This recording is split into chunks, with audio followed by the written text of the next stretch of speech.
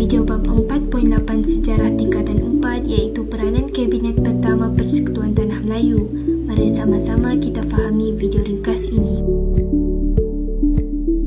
Kabinet Pertama Persekutuan Tanah Melayu dibentuk selepas Pilihan Raya Umum 1955. Kabinet pertama ini memainkan pelbagai peranan ke arah berkerajaan sendiri. Tunku Abdul Rahman dilantik menjadi Ketua Menteri dan berkuasa menubuhkan kabinetnya sendiri bagi memastikan pentadbiran negara berjalan dengan lancar. Kabinet tahun 1955 ini dibarisi oleh 10 orang menteri dan turut dianggotai oleh 3 orang pegawai British yang memegang portfolio iaitu Setiausaha Kewangan, Setiausaha Hal Ehwal Ekonomi dan Setiausaha Pertahanan. Setelah mendapat perkenan Raja-Raja Melayu sebagaimana yang diperuntukkan dalam Perjanjian Persekutuan, maka kesemua jemaah menteri ini diumumkan dengan rasminya oleh Sir Donald McGillivray, Pesuruhjaya Tinggi British pada 4 Ogos 1955 di King's House, Kuala Lumpur. Wakil pemimpin tempatan dipilih untuk mentadbir negara melalui pembentukan kabinet yang pertama ini.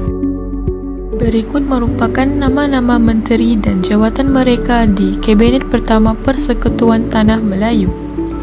Tunku Abdul Rahman Putra Al-Haj sebagai Ketua Menteri, Datuk Abdul Razak Husin sebagai Menteri Pelajaran, Datuk Sulaiman Datuk Abdul Rahman sebagai Menteri Kerajaan Tempatan dan Perumahan dan Perancang Bandar, Dr. Ismail Abdul Rahman sebagai Menteri Tanah dan Galian, H.S. Lee sebagai Menteri Pengangkutan, Sardon Jubir sebagai Menteri Kerja Raya, V.T. Sampatan sebagai Menteri Buruh, Leong Yew Koh sebagai Menteri Kesihatan, Ong Yew Kelin sebagai Menteri Pos dan Telekom, dan Abdul Aziz Ishak sebagai Menteri Pertanian.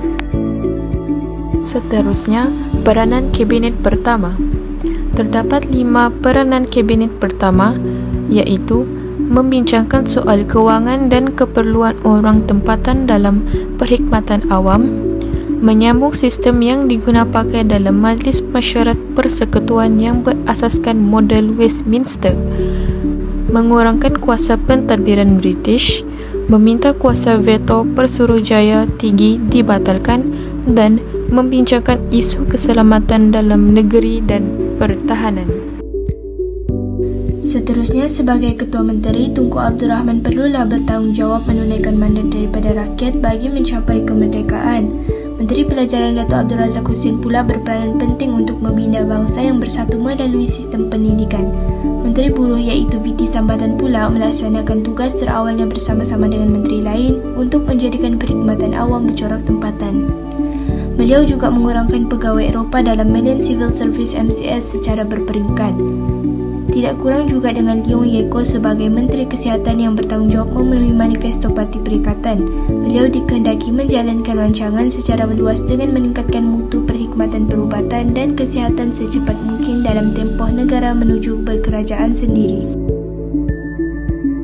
Raja di atas pula memperlihatkan Kabinet Pertama Persekutuan Tanah Melayu selepas Pilihan Raya Umum 1955. Pada pandangan kami, duduk dari kiri C.T. Thomas, H.S. Lee, Tunku Abdul Rahman, Sir Donald McGillivray, D.C. Waterstone, M.J. Hogan dan Dr. Ismail Abdul Rahman. Berdiri dua dari kiri pula, Datuk Abdul Razak Husin O, Spencer Abdul Aziz, A.H.P. Humphrey, Sulaiman Datuk Abdul Rahman, V.T. Sambatan, Sardon Jubir, Leong Yew Koh, O Yew Kelin dan Tun Juan Hing. Selain itu, Kabinet Pertama Persekutuan Tanah Melayu juga memperlihatkan barisan pemimpin yang berwibawa. Mereka berusaha membangunkan negara menerusi jawatan yang diamanahkan di samping bekerjasama dan berkongsi kuasa antara satu sama lain.